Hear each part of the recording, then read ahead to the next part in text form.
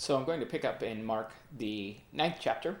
I'm going to read verses 14 through 13, and we will take a little bit of a look at what it has to teach us. I will tell you that under most circumstances, this particular set of scriptures, when most people study, they will actually look at verses 14 through 29. We are actually going to break it up and kind of just take a look at the first part of what's going to take place here involving the healing of a child involved with a demon.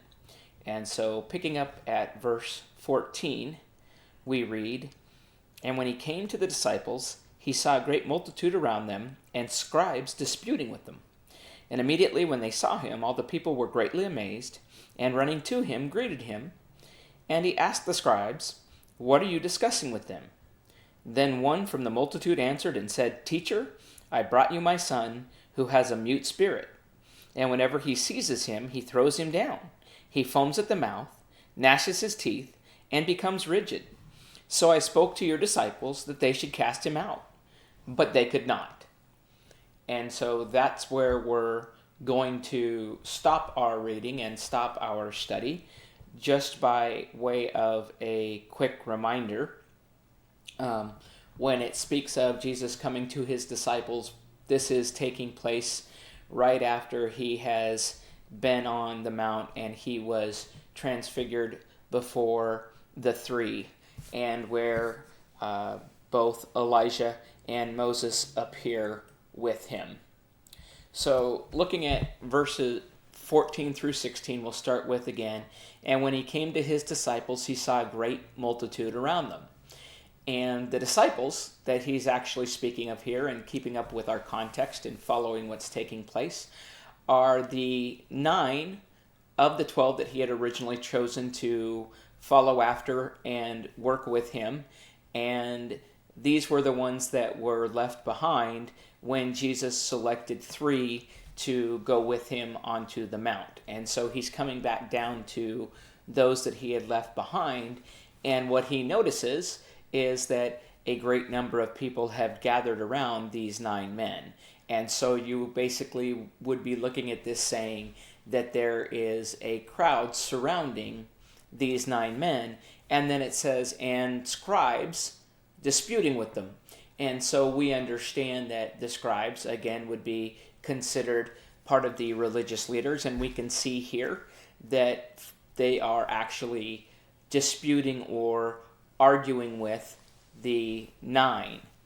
And if you were to continue out the text, and we're not going to go all the way through, but it would appear from the text that the reason for the dispute is the inability for the disciples to heal the boy.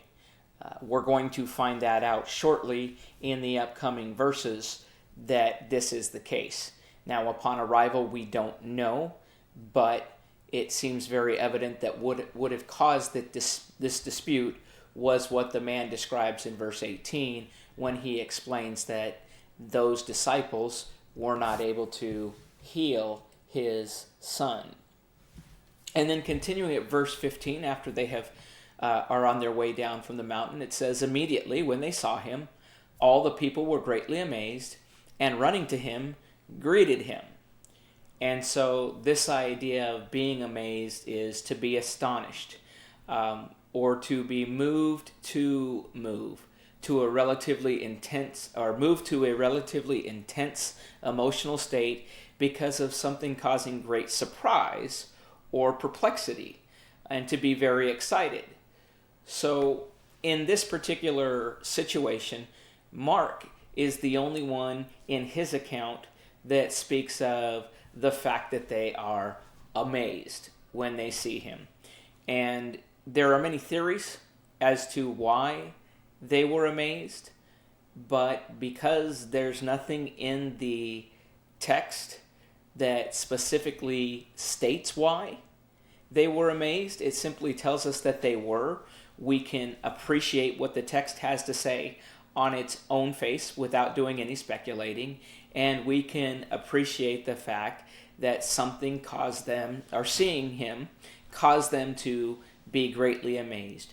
Beyond that, there's no need for speculation. We can appreciate and we can understand what the term means, and we can say that they were surprised or very excited at seeing Jesus. And then we have them performing the action of running as we look. First, it lists them as amazed and then running to him. And so, first it says they're amazed, and if they are surprised or excited, once they become aware of his presence, they don't wait for him to get to them, but they run quickly to meet him. So they are excited about seeing him. This idea of greeting him, the idea of greet is to enfold in one's arms or to welcome and embrace. There are some translations that use the term salute. And to salute one, not in a military sense, is to greet, to bid, or to wish well to. So we can see that they are excited to see him. Jesus is still a popular figure among the people. And there are really two possibilities for this. It could be because of what they know he has already done. And so he's still very popular to them because they are aware of what he has done, what he is capable of doing. And so the next possibility may be that he is popular to some who may need something that they know only he can provide. He has performed miracles. They're aware of what he's been able to do, and so it's very possible they're excited to see him in order that they may request something be done for them as well. But what we do know is we see they were amazed, they run to him, and they greet him. And he actually is the one that initiates at this point a conversation with the scribes. In verse 16, we have the statement, and he asked the scribes, "What are you discussing with them?" So we see here that Jesus does not avoid conflict with them. He does not avoid the conflict that is already taking place. He sees what's happening with his disciples, and he speaks first, and he is trying to begin a discussion. And so we understand, and one writer used the term presumably. I think you can take presumably out. I have it listed here because it was under someone else's speculation. Presumably, Jesus directs the question to the scribes. And then he goes on to say, but one cannot exclude he was speaking to the entire crowd. Well, we know that he was speaking specifically to the crowd. Let me take that back. We know that he was speaking specifically to the scribes. However, we know whether he was speaking to the crowd or not, that someone in the crowd heard, because as we pick up in verses 17 and 18, we're going to see that not the scribes, but somebody from the crowd then answers Jesus' question. So, picking up at verse 17, we read, "Then one of the crowd answered and said, 'Teacher, I brought you my son who has a mute spirit.'" And so we can understand this man is deeply concerned for his son, and he doesn't wait for the scribes to answer the question of Jesus. He addresses Jesus himself. He is aware of what Jesus has done. He believes in what Jesus can do, and so he begins to speak before the scribes have a chance to answer Jesus' question. And he addresses Jesus as teacher, which is a form of respect. And we'll later see that he actually addresses Jesus as Lord. That is not the case in this particular beginning to the discussion here. It is something that we will see in our next setting. But the point being that he is one who is trying to address Jesus with respect. And the idea that his son has a mute spirit is the idea that the boy had a demonically induced inability to speak. the idea of being mute is to say that he cannot talk on his own. And so it is a very difficult situation. It is something that the boy struggles with, and we're going to see more of what the demon does to cause the boy to struggle. And certainly, as a father, there would be great love and concern and a great desire for this child to be made whole and to be released from the demon. As it goes on and it talks about the idea, it mentions that he has a mute spirit, and then the father goes on to say, and whenever it seizes him, it throws him down, he foams at the mouth, he gnashes his teeth, and he becomes rigid. And so we see these things that take place, and the misery and the pain and the suffering that is taking place because of this demon. And he says, I spoke to your disciples that they should cast it out, but they could not. And really, this particular failure should seem strange in light of the fact that we know from previous readings in our study of Mark that he has granted them the power over demons.